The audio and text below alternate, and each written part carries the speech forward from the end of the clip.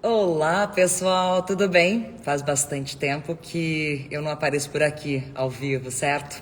Já são alguns, vamos dizer, alguns meses, 2 meses pelo menos, que eu não faço nenhuma live para bater papo com vocês. Mas hoje estou de volta e estou de volta aqui para fazer uma super live com uma pessoa que eu sou muito fã, admiro por diversos motivos e ele vai poder nos ensinar bastante coisa.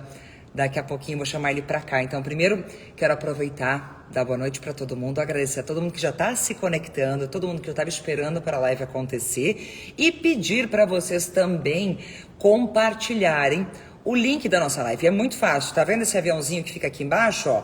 É só clicar nele e mandar para toda a sua lista de seguidores. Quanto mais gente comigo aqui, mais bacana será a nossa live, até porque a gente vai aprender muito. O meu convidado hoje...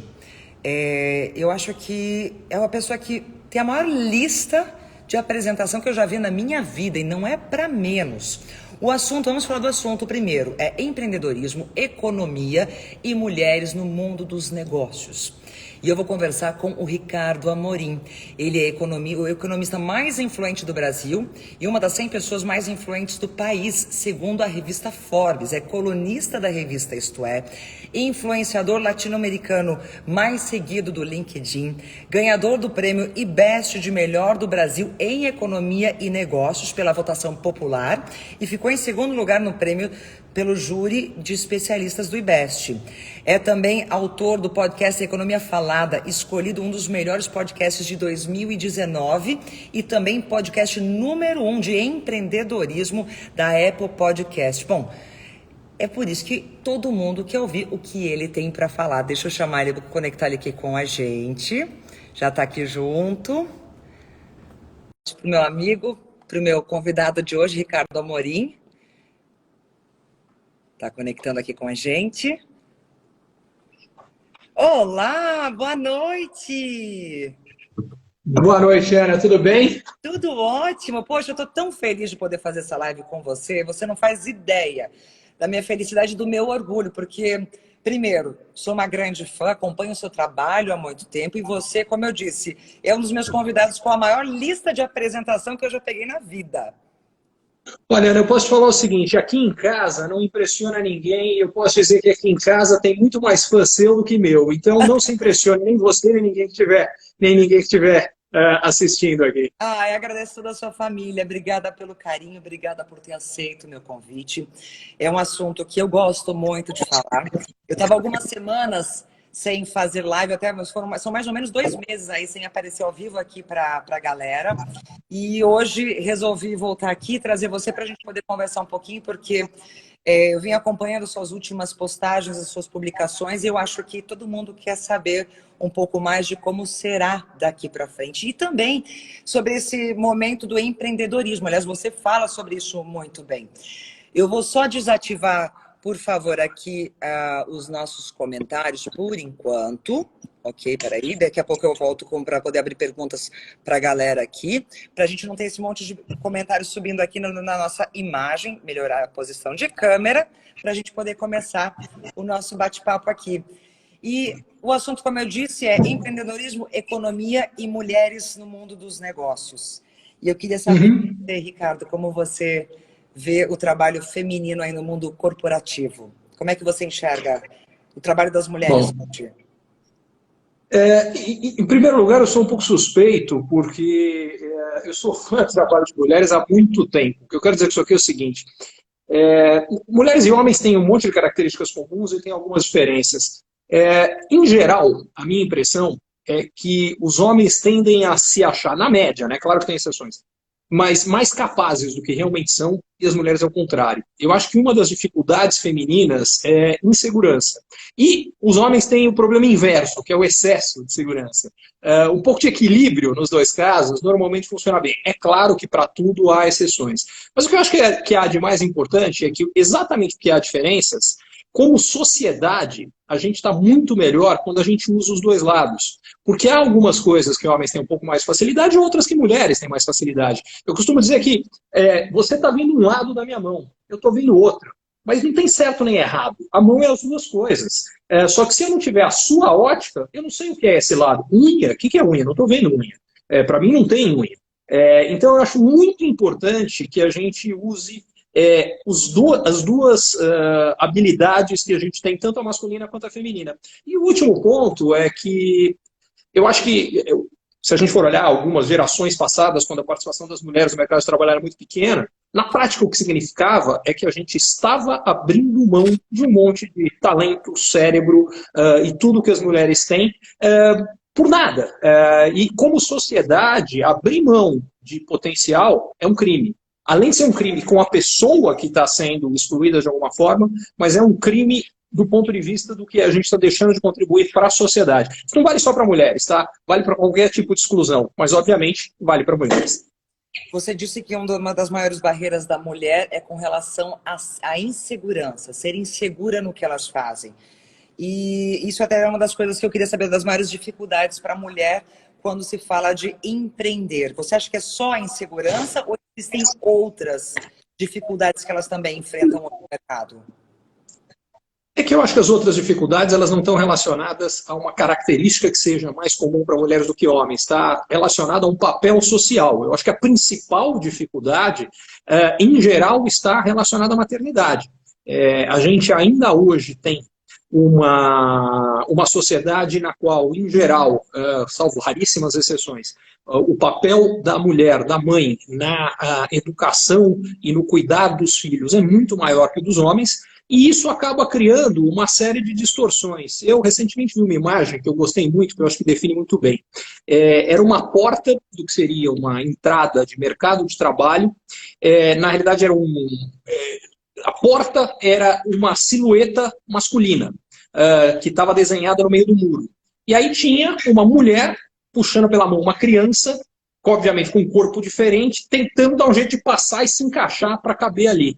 Então, o que eu acho é que o mercado de trabalho, infelizmente, ele foi moldado de uma forma que ele dificulta, em vários casos, a entrada e a participação das mulheres. Mais uma vez, isso não é exclusivo de mulheres, por exemplo. Vale a mesma coisa para pessoas mais velhas. A própria legislação trabalhista brasileira, quando ela define cargas horárias rígidas e longas, talvez alguém de 70, 75 anos queira trabalhar, mas não quer trabalhar 6 ou 8 horas por dia, todos os dias. E a gente tem uma legislação que dificulta isso. Então, a gente precisa flexibilizar a legislação, levando em consideração as características diferentes que cada um tem na sua vida. Aliás, isso eu acho que é uma coisa que a pandemia ajudou, porque ela...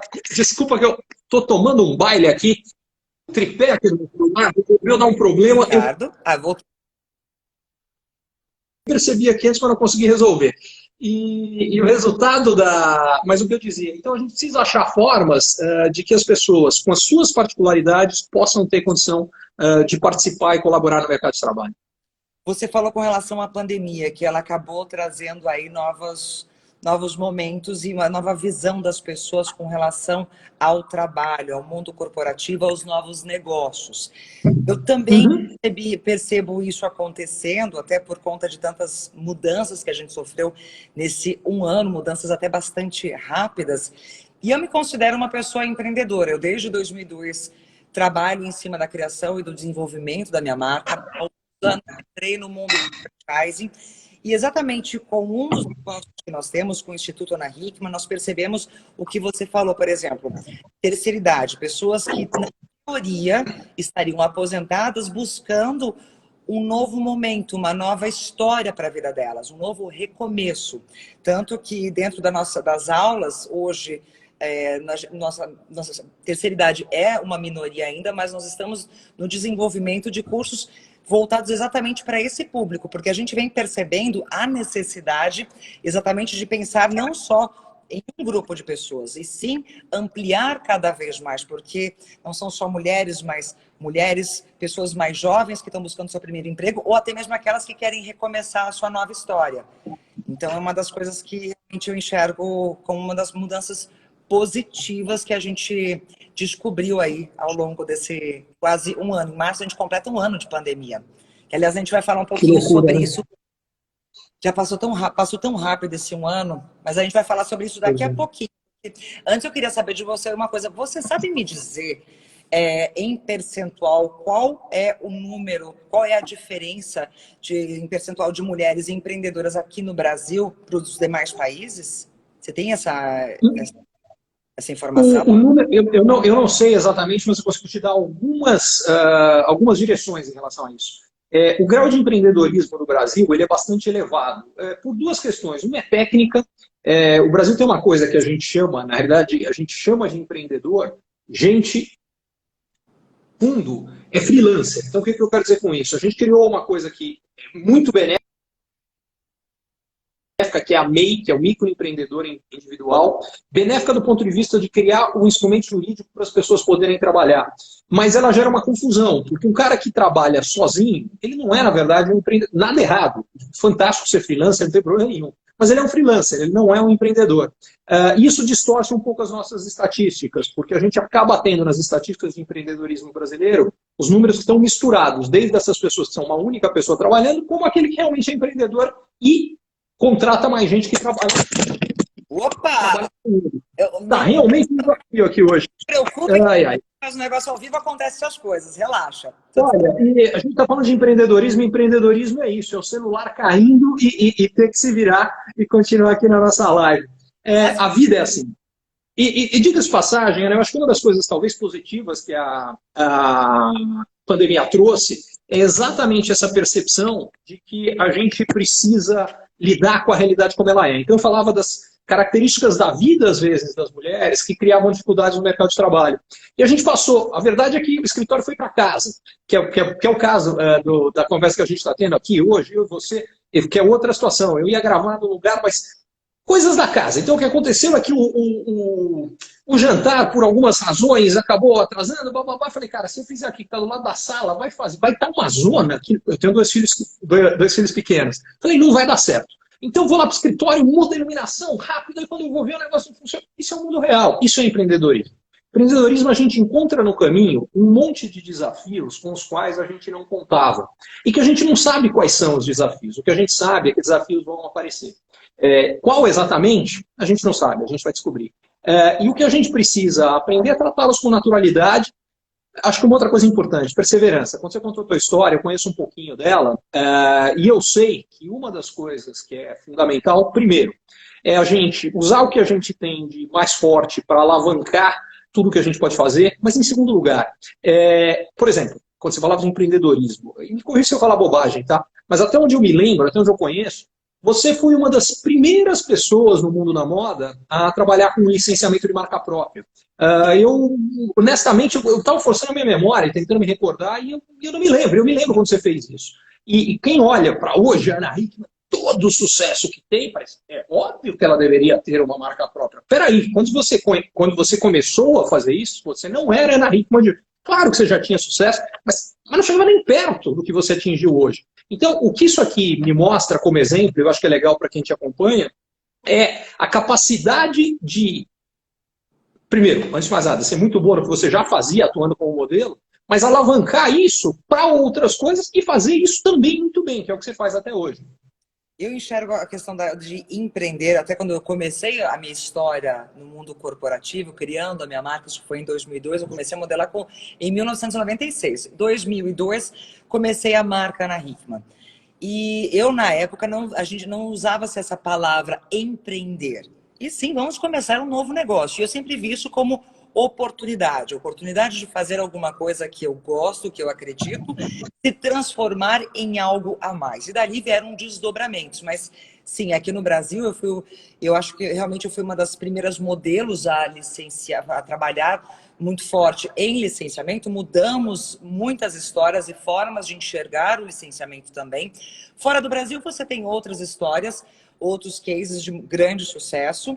E depois dali do licenciamento, eu percebi que eu poderia fazer outras coisas também com relação ao mercado que eu domino, que é moda e beleza.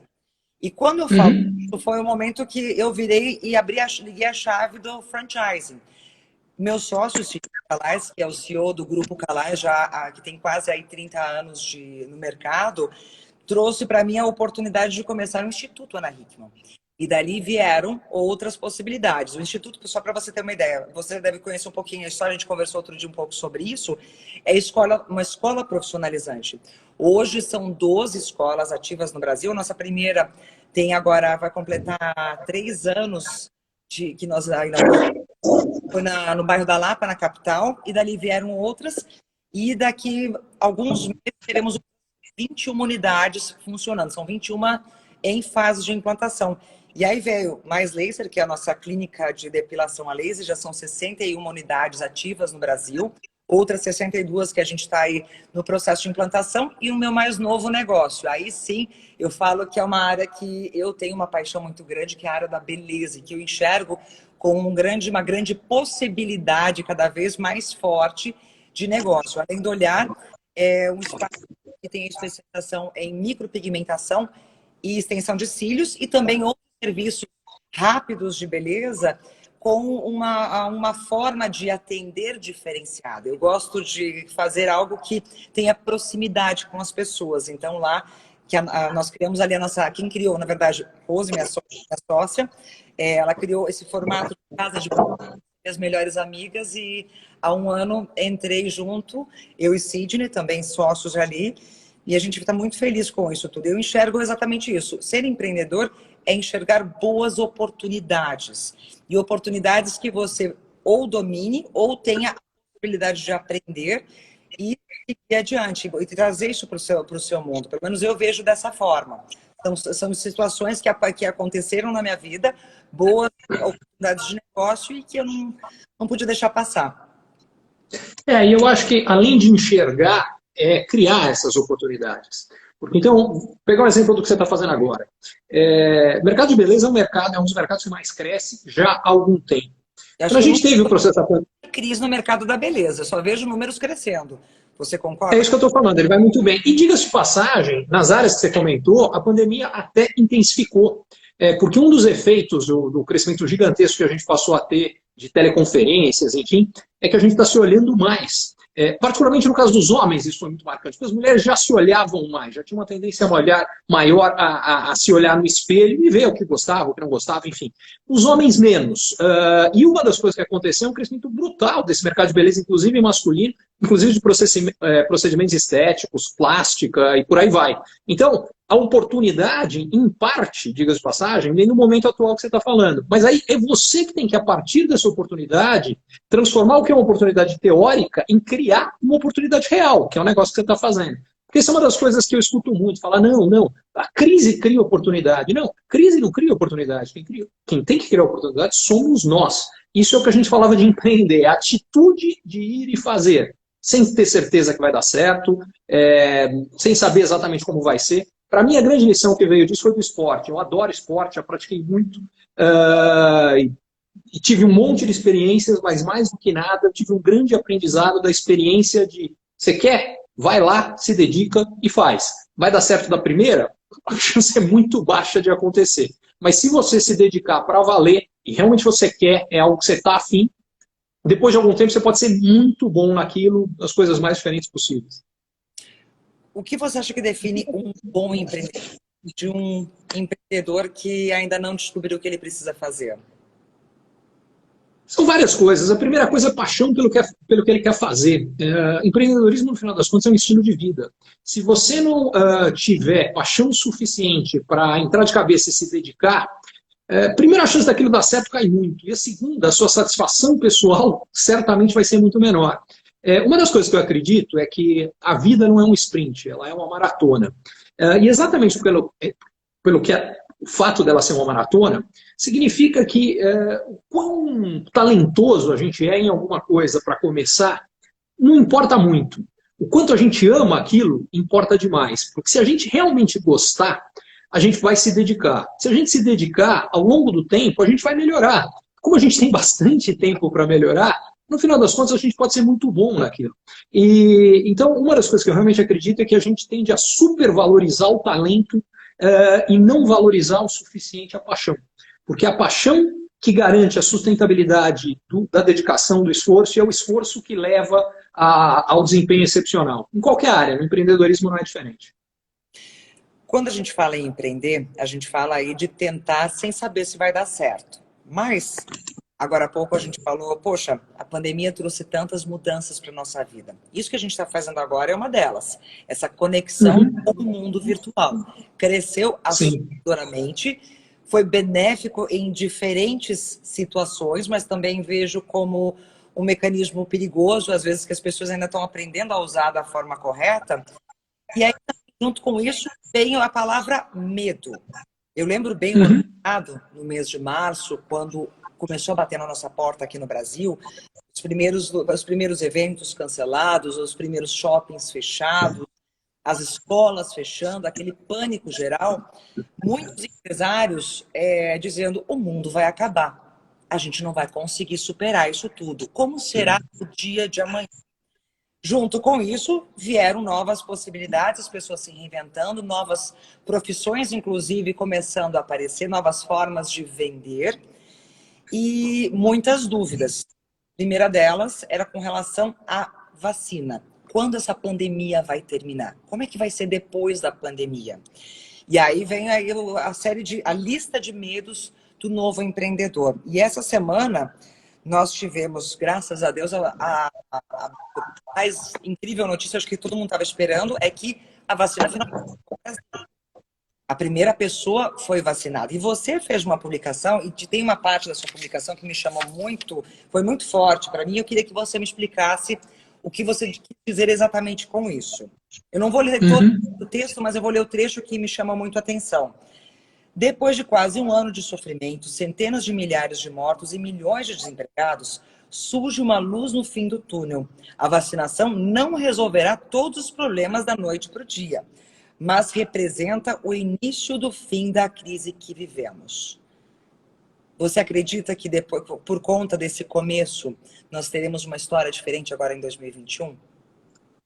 Eu acho que a gente terá uma história diferente em 2021, mas que ela vai se tornar diferente ao longo do ano. Acho que a gente não pode inflar as expectativas de que já agora, porque começou o início da vacinação, que daqui a uma semana, um mês, está tudo resolvido. Não vai acontecer.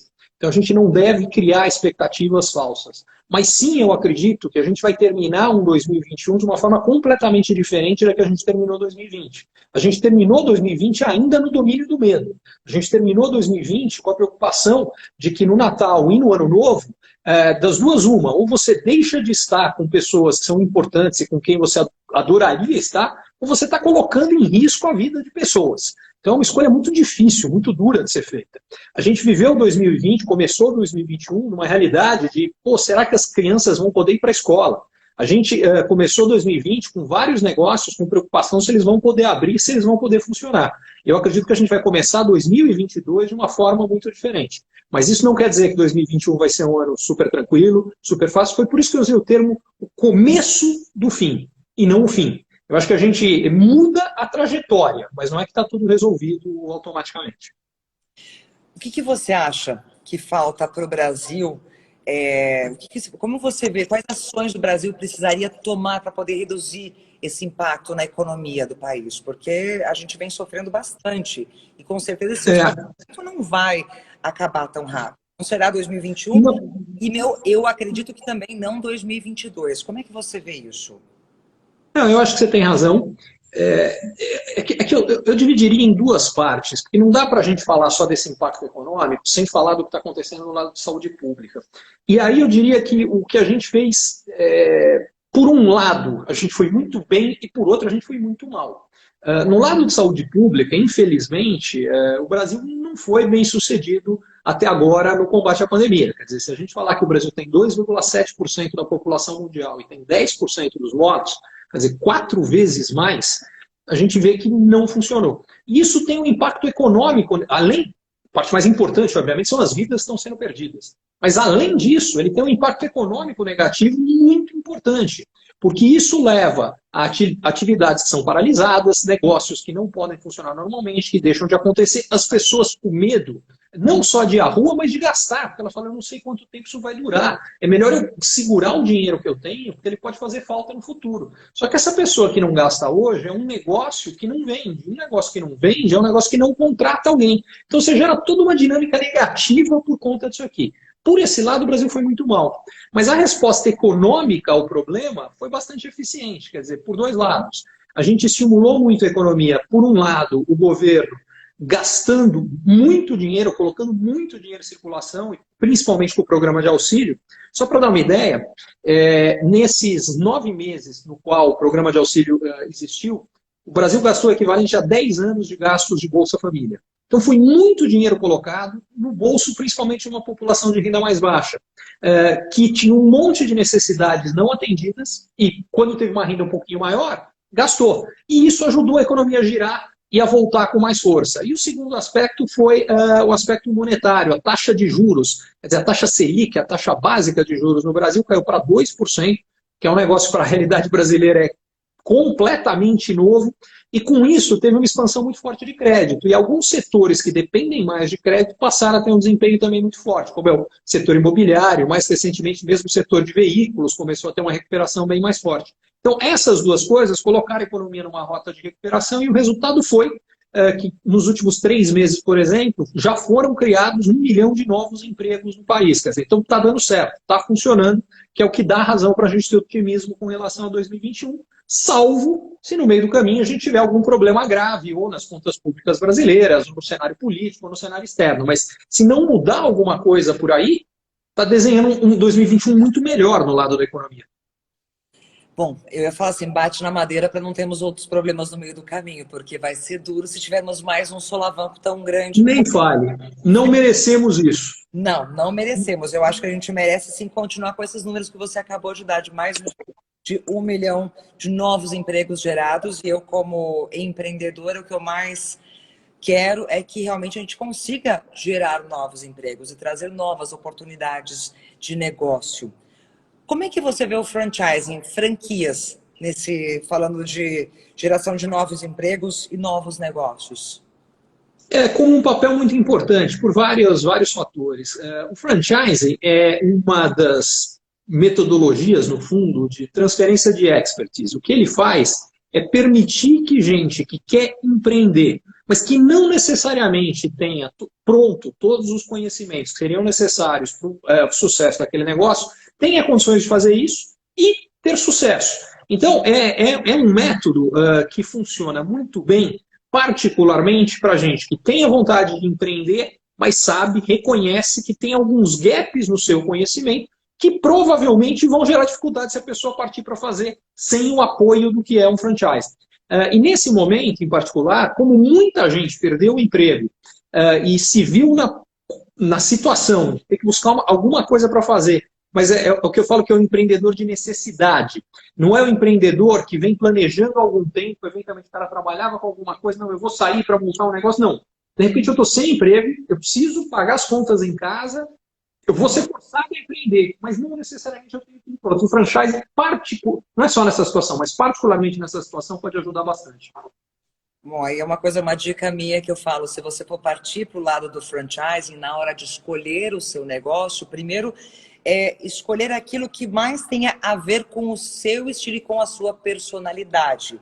E aí outra dica que isso eu aprendi com o Sidney, que é meu sócio, ele sempre diz o seguinte, quando você vai escolher empreender com alguma franquia, não seja você o único a tomar essa decisão dentro da sua casa, porque muitas vezes é a estrutura, a economia de uma família toda que é empregado naquele novo negócio. Então você como mulher ou você homem que tome essa decisão, faça isso de comum acordo com todos dentro da sua casa, para que todos tenham a mesma disposição pelos solavancos que o próprio Ricardo falou, que um empreendedor pode passar pelas dificuldades, mas acreditarem juntos para o negócio dar certo. Então são algumas coisas que eu vim aprendendo e queria compartilhar um pouco com vocês.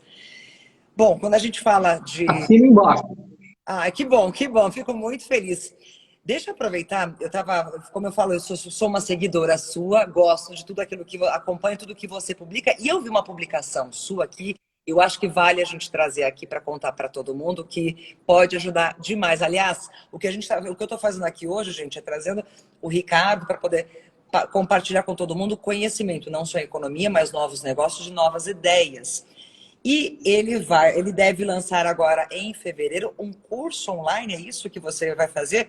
2020, é verdade. O ano da virada. Me conta um pouquinho sobre isso que você vai fazer. Gostei demais.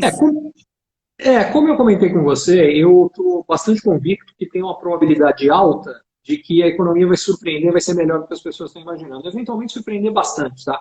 Na média, a maioria hoje espera que o ano que vem a economia brasileira vai crescer uns 3%, um pouquinho mais, um pouquinho menos. Eu não vou ficar surpreso se for o dobro disso, eventualmente até um pouco mais. E se isso de fato acontecer, por várias razões, pelos aqueles estímulos que eu comentava, tanto do lado de mais crédito, como também de mais consumo, porque esse crescimento que está vindo do emprego vai gerar mais consumo, até porque em vários setores a gente está com o consumo reprimido há muito tempo. Então, eu vou dar um exemplo. Pega o setor de turismo. Quando a gente tiver condições melhores das pessoas poderem viajar, as pessoas vão viajar. Você falava do setor de eventos, é mais ou menos a mesma coisa. Quer dizer, quando houver condições mais seguras, as pessoas vão, porque é algo que faz muito tempo que está represado. E isso tudo, basicamente, vai gerar em várias áreas, seja na área de empreendedorismo, seja na área de negócios, na área de investimentos financeiros, um monte de oportunidade que eu acho que as pessoas não estão olhando, não estão preparadas, e o objetivo desse curso é exatamente isso. É preparar as pessoas para poder entender isso melhor. Aliás, para quem eventualmente tiver interesse, quer dizer, você consegue entrar pelo meu perfil, e, enfim, é gratuito, é uma chance de vocês, de fato, olharem melhor o que dá para fazer nesse ano, que eu acho que tem muita coisa bacana para fazer. Serão 3 dias de curso, é isso? É isso aí. Bom, você pode contar comigo já nesse curso, eu vou acompanhar com certeza, com certeza. Que honra, que honra. E quero ter o feedback depois. Foi uma das suas últimas publicações hoje. Eu falei, não, eu vou trazer isso porque acho que é uma oportunidade também para todo mundo que quer saber um pouco mais, quer buscar mais informação. Então, vale sim muito a pena a gente poder compartilhar. Posso aproveitar e roubar então um pouquinho disso que você vai fazer, que você está preparando para ali, para esse curso, esses 3 dias? Você poderia me listar aí 3 ou 4 dicas para um bom empreendedor que não podem faltar? Vamos lá. A primeira dica é ter muito controle do seu fluxo de caixa. Em outras palavras, é entender muito bem como está a situação de entrada e saída de recursos no seu negócio. Porque negócios morrem pelo caixa. Então, o que significa isso aqui? Por exemplo, na situação da pandemia, alguém que não tivesse muito claro isso aqui, podia ficar numa situação, porque a pandemia foi uma crise muito esquisita. Tá? Crises econômicas, normalmente, elas duram mais e são menos agudas do que foi essa. Então, o que eu quero dizer com isso aqui? A economia no Brasil, e foi igual no resto do mundo, mas no Brasil, especificamente, foram 2 meses que foram caóticos. Final de março e abril, a economia paralisou. Você comentava, por exemplo, o setor de eventos. Eu tenho alguns negócios, um deles, uma grande parte deles, está ligada à participação minha em eventos que antes da pandemia eram quase que exclusivamente presenciais. Bom, quando veio a crise, aconteceu um negócio com a gente que eu brinquei que eu nem sabia que era possível, que foi o meu faturamento caiu mais de 100%. Porque durante 15 dias as minhas vendas foram a zero e cancelamento dos eventos futuros que eu já tinha vendido. Então, o resultado disso aqui é que durante 15 dias foi o caos. Felizmente, isso virou ao longo do ano, agora no final do ano eu já tive o melhor mês da história da empresa, aliás, 2 meses seguidos, novembro e dezembro. Mas enfim, o ponto onde eu queria chegar com isso aqui é que a gente é pego de surpresa. Agora, alguém que não tivesse controle dessa situação de caixa, teria vivido um problema ali no começo do ano, o cara morria ali. E toda a recuperação que veio depois, que desde maio a economia vem se recuperando, e nos mais diversos setores, com resultados até melhores do que se a pandemia não tivesse acontecido. Se for pegar o agronegócio e boa parte do interior do Brasil, se você for pegar o setor de tecnologia, mesmo o setor imobiliário que eu comentava, eles foram melhores do que se não tivesse tido pandemia.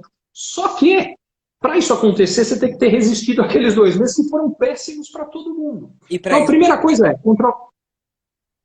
Desculpa? É isso, você precisa ter o controle do seu caixa para poder fazer. Exatamente, o controle do seu caixa. Então, essa é a primeira coisa. Segunda coisa, você precisa ter muito claro para quem você trabalha, quem você serve, qual é a sua função. O que eu quero dizer com isso aqui é que, e aí eu acho que também foi uma dica, seja para quem está escolhendo franquia e tudo, você tem que escolher trabalhar com uma coisa que você vai gostar de fazer. Tem 2 coisas que eu acredito. A primeira, a gente tem que fazer coisas que a gente gosta. E a segunda, a gente precisa aprender a gostar das coisas que a gente faz. Porque tem um outro lado que o cara fala, não, eu só faço o que eu gosto. Desculpa, não existe nenhum trabalho que você vai gostar de tudo. Você tem que falar, pô, eu gosto de fazer isso aqui, e tem uma parte que tenho que fazer porque é parte do todo que eu gosto. E a partir daí, encarar aquilo como uma coisa que você pode gostar também. E o mais incrível é que você vai passar a gostar se encarar dessa forma. Estou falando por experiência própria. Você vai passar a gostar encarando dessa forma. E aí, essa é a segunda dica. Você precisa escolher trabalhar com o público, servir alguém, que é como eu vejo qualquer trabalho, seja serviço ou não, tá? Mesmo que você fala, não, eu trabalho numa indústria, não é um serviço. No final das contas, o que você está produzindo vai servir para melhorar a vida de alguém de alguma forma. E você tem que querer fazer isso.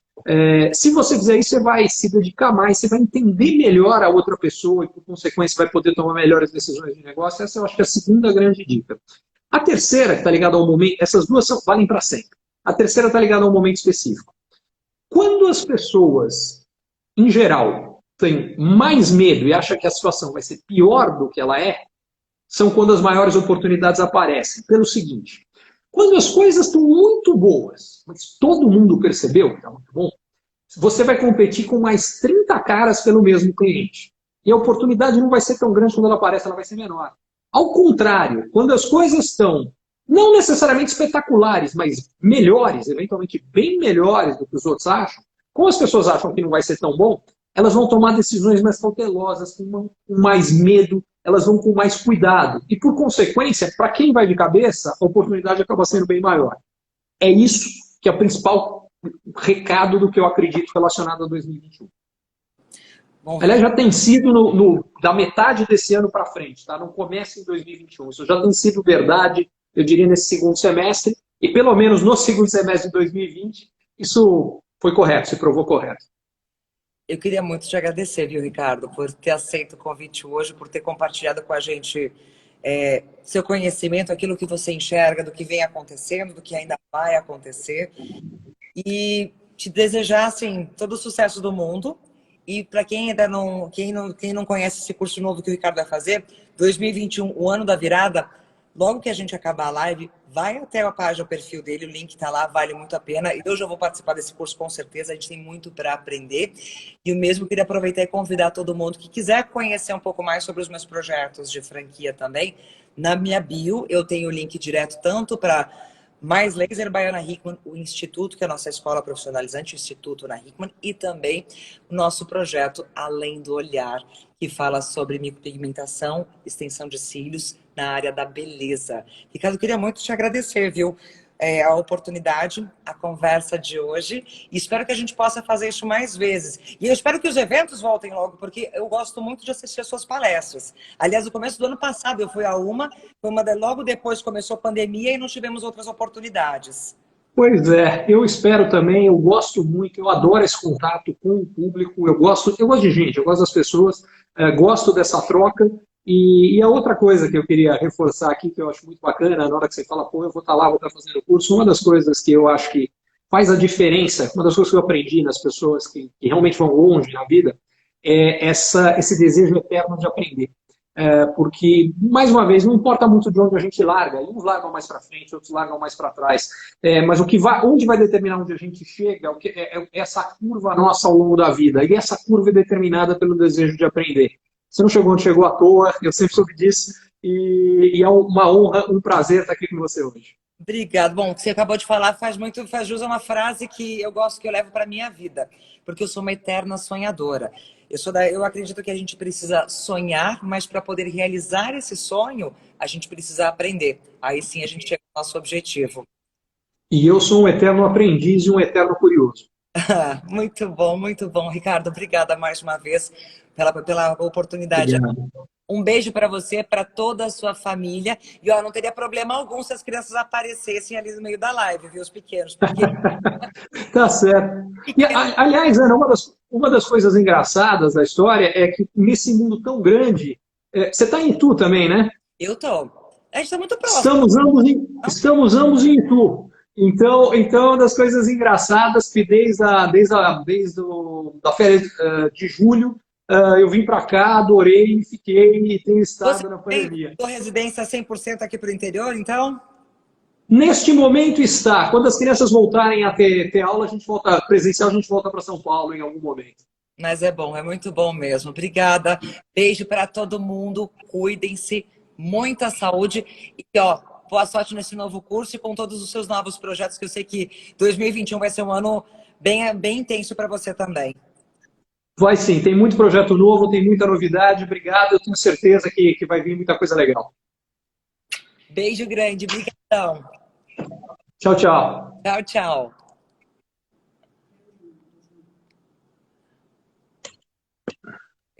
Aqui. Bom, pessoal, olha, eu queria agradecer a todo mundo que acompanhou a live até agora.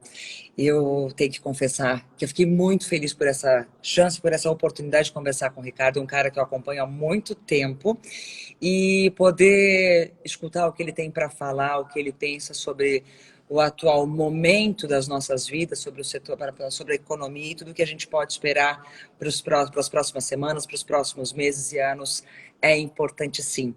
Queria agradecer a todos por terem ficado comigo até agora. Essa live ficará salva no meu feed. E, mais uma vez, convidar todo mundo que queira conhecer o Instituto Ana Hickman, a Mais Laser by Ana Hickman e também o Além do Olhar. Na minha biografia tem o Linktree com todos os links diretos para cada um dos projetos, tá bom? Um beijo grande, um beijo para toda a minha equipe, que está sempre junto comigo. Eu sou uma pessoa que não faço nada sozinha, tenho um time maravilhoso do meu lado e que me ajudaram a realizar essa live de hoje também.